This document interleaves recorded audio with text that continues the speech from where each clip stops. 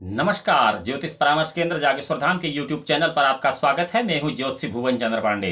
प्रिय दर्शकों, आज हाजिर हूं लेकर ज्योतिष में एक नया विषय कि ज्योतिष 100% सत्य होता है। इस वीडियो का यही विषय है। मैंने दिनांक 13 मार्च 2024 को एक वीडियो बनाई थी, जिस वीडियो का विषय था राहु और प्रधानमंत्री। राहु का प्रधानमंत्री से क्या संबंध है। इस संबंध में मैंने कुछ पूर्व प्रधानमंत्रियों की जन्म कुंडलियों का विश्लेषण किया था और उसके बाद यह बताया था कि यदि 2024 में राहुल गांधी देश के प्रधानमंत्री बन जाएं तो इसमें आश्चर्य की कोई बात नहीं है। यहां मैंने यह कतई नहीं कहा था कि राहुल गांधी ही इस देश के प्रधानमंत्री बनेंगे या नरेंद्र मोदी इस देश के प्रधानमंत्री नहीं बनेंगे। यह विश्लेषण नहीं था। मेरा विश्लेषण केवल उन दो जन्म कुंडलियों पर था जो जन्म कुंडलियां मेरे पास उपलब्ध हैं। उसमें एक प्रधानमंत्री श्री नरेंद्र मोदी की और एक निवर्तमान पूर्व कांग्रेस अध्यक्ष राहुल गांधी की।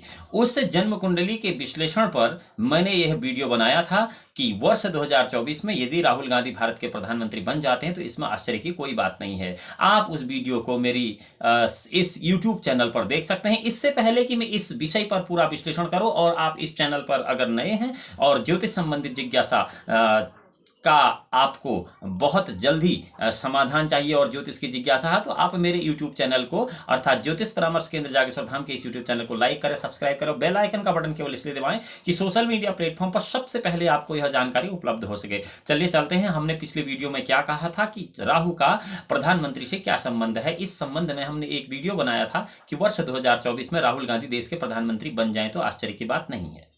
मेरा वीडियो कतई राजनीतिक नहीं था। मेरे पास दो जन्म कुंडलियां थी, एक प्रधानमंत्री श्री नरेंद्र मोदी की और एक कांग्रेस के पूर्व अध्यक्ष राहुल गांधी की। यहां पर राहुल गांधी का प्रधानमंत्री बनना इस जन्म कुंडली में निश्चित हो गया है, क्योंकि 13 मार्च को जब हमने वीडियो बनाया था उस दिन आचार संहिता भी लागू नहीं हुई थी और चुनाव की घोषणा भी नहीं हुई थी। 16 मार्च 2024 को चुनाव की घोषणा हुई थी और 17 मार्च 2024 से आचार संहिता लागू हुई थी। 4 जून 2024 को यानी कि कल मंगलवार के दिन रिजल्ट आया और भारतीय जनता पार्टी को कुल 242 सीटें मिली। अर्थात भारतीय जनता पार्टी इस समय देश में बहुमत प्राप्त नहीं कर पाई। दूसरी तरफ राहुल गांधी अपनी दोनों सीटें वायनाड और रायबरेली दोनों जगहों से बहुत बड़े अंतर से जीत गए। इसका मतलब यह नहीं है कि मैं कोई राजनीतिक विश्लेषण कर रहा हूं या किसी पार्टी विशेष का। मैं उस जन्म कुंडली की सत्यता पर आधारित आप लोगों को यह बता रहा हूं कि जन्म कुंडली हमेशा जन्म कुंडली अगर सही हो तो उसका फलादेश भी सही होता है। अर्थात राहु की महादशा का प्रधानमंत्री से बहुत बड़ा संबंध है। राहुल गांधी को वर्तमान में राहु की महादशा चल रही है और राहुल गांधी का वो राहु कर्म भाव यानी दशम भाव में पूर्ण फल दे रहा है। और यहां यह संभावना पूर्ण रूप से प्रबल हो जाती है कि राहुल गांधी 2024 में भारत के प्रधानमंत्री बन सकते हैं। इसका अर्थ फिर राजनीतिक नहीं है। मैं यहां यह कह रहा हूं कि किसी भी राजयोग में राहु की महादशा को पंच महापुरुष योग, मंगल से बनने वाले रुचक योग, बुध से बनने वाले भद्र योग, बृहस्पति से बनने वाले हंस योग, शुक्र से बनने वाले मालव्य योग और शनि से बनने वाले शश योग से ऊपर देखा जाना चाहिए। पंच महापुरुष योगों में, जबकि राजयोगों में जितने भी राजयोग हैं उन सभी से प्रबल यदि राजयोग में कोई योग है तो वह है राहु की महादशा का और अंतरदशा का काल। यदि किसी जातक की जन्म कुंडली में राहु की महादशा और राहु की ही अंतरदशा चल रही है तो ऐसा जातक महाबली महाप्रतापी राजा होता है और अनेक प्रकार के दुष्कर्मों का नाश करने वाला होता है।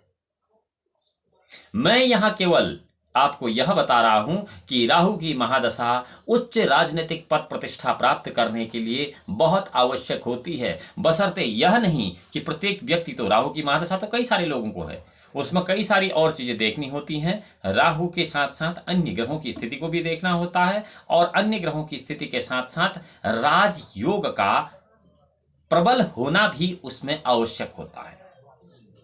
यहां एक बात देखने योग्य यह है कि जन्म कुंडली का फलादेश यदि आप चाहें तो बहुत अच्छा कर सकते हैं, लेकिन आपको ज्योतिष के बेसिक फंडामेंटल का पता होना चाहिए। यह नहीं कि हमारी तरह YouTube चैनल पर आकर कोई भी हम निर्णय अपने हाथ से देने लगे, यह गलत है।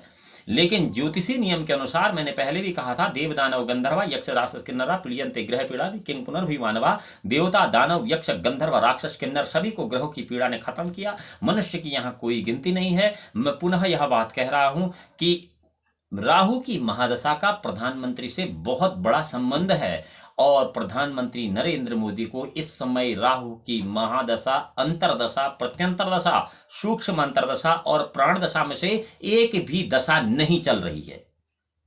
प्रिय दर्शकों, इस वीडियो का विषय केवल यह था कि राहु का प्रधानमंत्री से क्या संबंध है। अगली वीडियो में हम आपसे पुनः मिलेंगे। तब तक के लिए भगवान भोलेनाथ आपका परम कल्याण करें। नमस्कार।